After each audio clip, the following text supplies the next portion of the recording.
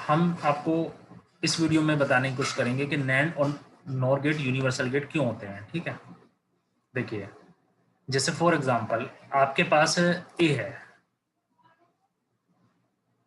ये ए है, ठीक है, और ए को मैंने इस तरह से डिस्ट्रीब्यूट कर लिया है और यहाँ पर नैंड गेट लगा दिया मैंने।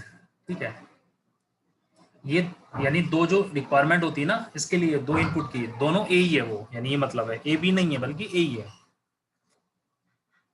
ठीक है, तो जब ये ए बी, तो ये नैंड गेट का जो सिंबल होता है वो ऐसा होता है ये।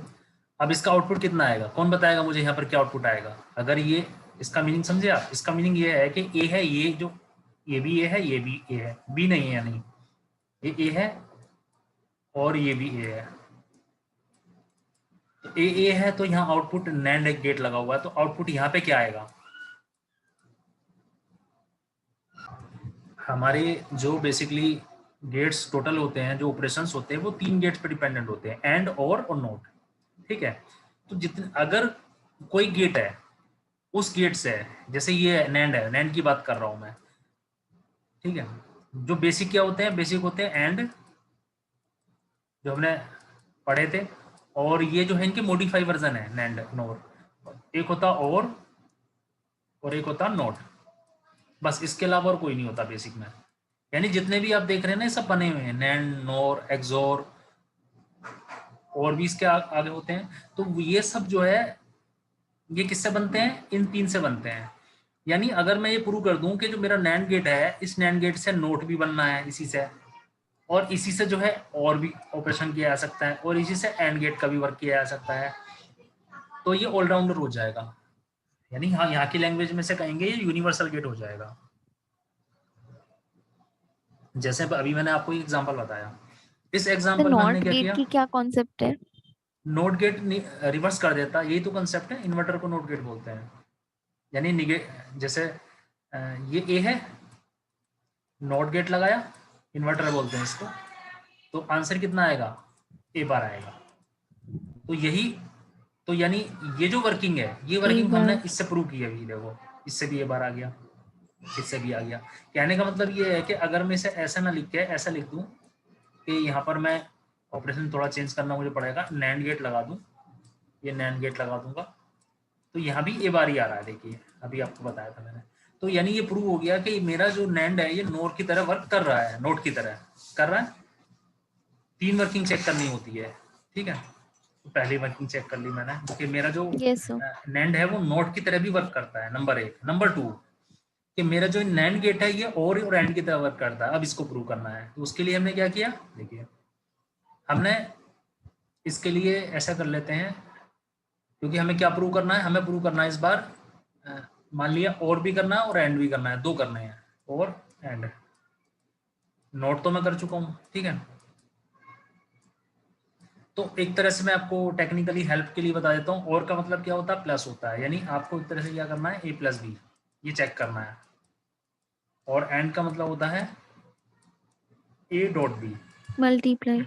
हाँ, मल्टीप्लाई, प्रोडक्ट। ठीक है, तो ए डॉट बी ये हमें प्रूव करना है। तो हमने क्या किया? देखिए हमने अगर एक नैंड गेट लिया है, ये नैंड नैंड गेट, सिर्फ हम नैंड ही गेट लेके आपको प्रूव करके दिखाएंगे, यानी नैंड गेट का ही हम यूज करेंगे, उसमें और कोई गेट नहीं होना चाहिए, तभी तो प्रूव होगा कि नैंड गेट सारा वर्क कर सकता है।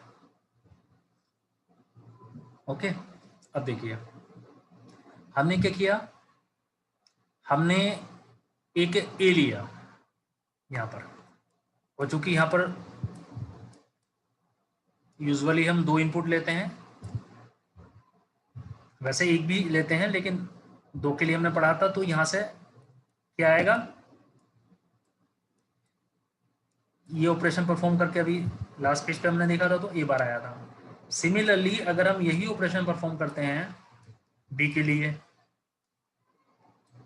ये बी है, तो यहाँ आएगा बी बार। ठीक है, क्लियर? ये बी बार है। अगर मैं इन दोनों में एक नैंड गेट लगा देता हूँ यहाँ पर, इन दोनों के आउटपुट में, यानी नैंड गेट मैंने लगा दिया है, तो नैंड गेट क्या करता है? इन 2 वैल्यू का एंड का नैंड करता है, यानी एंड का निगेट करता है। तो इन दोनों, यानी ये हो जाएगा, देखिए ध्यान से, ए, ये ए बार था तो इसका डॉट करेगा, बी बार करेगा, इन दोनों का कर दिया, और साथ में इसका नैंड करेगा यानी निगेट। ये फार्मूला था ना, यानी दोनों वेरिएबल के ऊपर बार लगा देते हैं हम, ठीक है, जो हमने नैंड में पढ़ा था अभी। अब देखिए फार्मूला डी मॉर्गन होता है कि ये वैल्यू है और ये इसका बार है पूरे का। तो पहले का बार, तो ए बार तो एक पहले से है, डबल बार हो गया, डॉट की जगह प्लस आता है। बी का बार जो कि एक बार पहले से है, एक बार और आ गया, तो ये हो गया, मैंने बताया था डबल बार जो होता है वो ए हो जाता है, और ऐसे ये बी हो गया।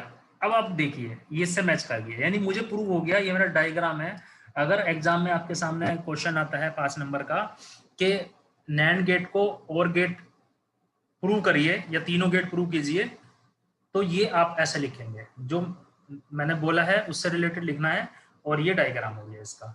देखिए आपके सामने, देखिए आपने नैंड गेट की हेल्प से ए प्लस बी को जनरेट कर दिया है, यानी और प्रूव कर दिया आपने। Is it clear to you? पढ़ लीजिए इसे।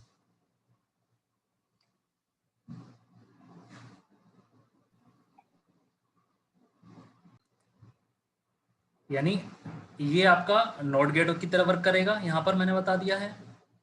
और उसके बाद लेट मी, ये सेकंड थर्ड स्लाइड, हाँ, ये और गेट की तरह इस तरह वर्क करेगा ये diagram. Is it clear to you? और आउटपुट होगा और गेट की तरीके से। और नेक्स्ट वन जो है ये एंड गेट के लिए आपको ये डायग्राम होगा। तो इस तरह ये प्रूव हो गया कि जो आपका नैंड गेट है वो यूनिवर्सल गेट है। Okay, is it clear?